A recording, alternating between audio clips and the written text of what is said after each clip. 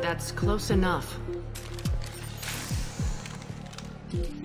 Mass Effect 2 is a game that feels more intimate in the sense that because it's focused on your characters, you're doing a lot of intimate interactions with people. We've amped up the intensity and the moment-to-moment tactics, the way you get to deploy your squad on the battlefield, the way that tech powers and biotic powers and weapons and ammo all intersect and interact. You just sort of flow from one mechanic to the other, and you really feel like you've got a more integrated experience that doesn't require you to sort of shift focus kind of radically.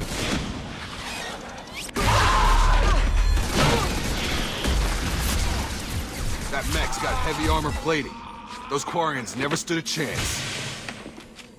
This is gonna be one tough son of a bitch to take down. There's an intelligence and a logic to the world. It feels thought out. It doesn't feel like they're just making shit up as they go along. We've put a lot of effort in making sure that the world feels alive. So, I mean, you walk into a room, you're gonna see people having a conversation. They're gonna be over, you know, chopping up monkey parts at the butcher's. All of these things create this world that starts to live and breathe and has some weight and has some credibility. And suddenly you're not just playing a game, you're in that world. It really shows sort of the thoughtfulness behind the development of the game and that real sense of this is my own personal story. I'm not going to have an experience like anyone else who's playing the game. It personalizes it for people. They get more involved, more investment in what's happening around them. The technology has come so far that we can replicate a human in a video game. You're playing seemingly actual human beings that carry emotions, you know, have thoughts, have personalities and different character traits. The conveyance of emotion and the conveyance of actual thought versus what a character is saying via facial expression is pretty incredible. The key to acting is in the eyes. They went to great lengths to actually articulate and differentiate people's eyes. We had a eye strike team that spent months on just the eye noise. So shaders, lights, rim lights, getting depth in the pupils because you end up looking at them and if eyes are wrong, everything else will feel wrong. I just want to give your story its due. What, so you can try to do another smear job on me? I wish I'd done that the first time we met. We have a dialogue system that allows you to just constantly make choices as though you're having a natural conversation with somebody. So you end up having a conversation at real-time speed. It's this circle at the bottom of the screen, and it comes up and it gives you all these options of what you can, how you can respond in given situations. The top answers are the nice ones, and the farther you go down is the more mean you get. I feel like you do have more variety. It's not just be a be nice, or be neutral.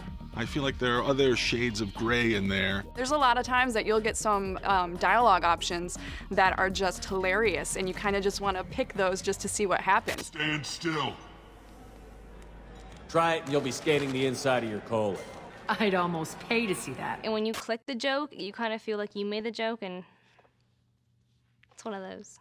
And yes, you feel like you're the comedian, which is really hard to pull off to make the player feel like they're funny. It ends up being, I think, a surprisingly true-to-life experience where you're talking to people, but you know that something that you do or say will eventually have repercussions that don't get forgotten by the world that you're playing in. We want to have choices with consequences.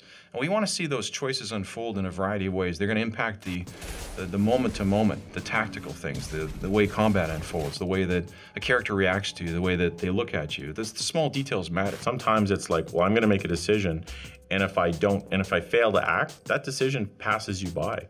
And you have to live with the consequences of not making that decision. Beyond that, we want to have choices with consequences on the people that you travel through the galaxy with, the companions. They're the mirror of your actions, the lens through which you see the world. The decisions you make choose what kind of future or fate that they have on top of what you have. There's times when you have disagreements between your team, so you actually have to sometimes pick sides. So you can actually damage your relationship with your henchmen, and that can have very dire consequences. Don't want me on team? Don't bring me. Can stay here, work on collector research. But no apologies. Did what was right. Hope you do the same if necessary. I think players are going to be shocked at how different their play experiences are going to be compared to their friends, based on the choices and the consequences of those choices. The things you say and the little things that you do may come back later and have bigger consequences than you might realize. If you've been a certain way throughout the course of the game, we're not going to forget about it in the last 45 minutes. So this time the game is going to remember, and you're going to get the ending that you deserve. It's like real life. It's, you do something bad, you have bad karma. Those decisions that are a butterfly flapping its wings that are going to eventually turn into a hurricane in the 5th act of the game is just, where's that hurricane going to go, and am I going to be killed by it? Death is a really important theme of Mass Effect 2. You start the game dead, and you can finish the game dead. And that shocked a lot of people.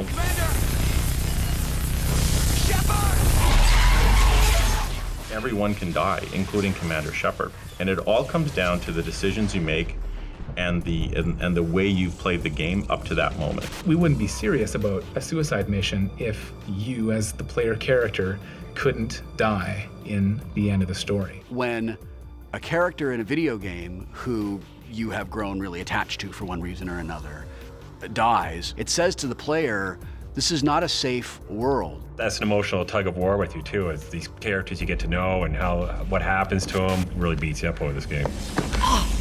Find peace in the embrace of the goddess. There's not this happy ending where everything's just like, Bambi and birds, and it can really end really, really poorly for you.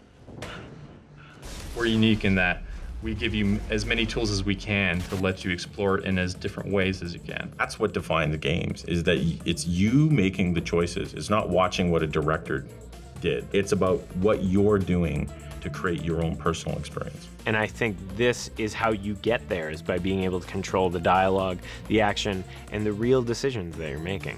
Very well, Shepard. The controls are online. The switch and consequences are yours. And I can understand how so many people are addicted to this type of entertainment. This is a video game? This is crazy.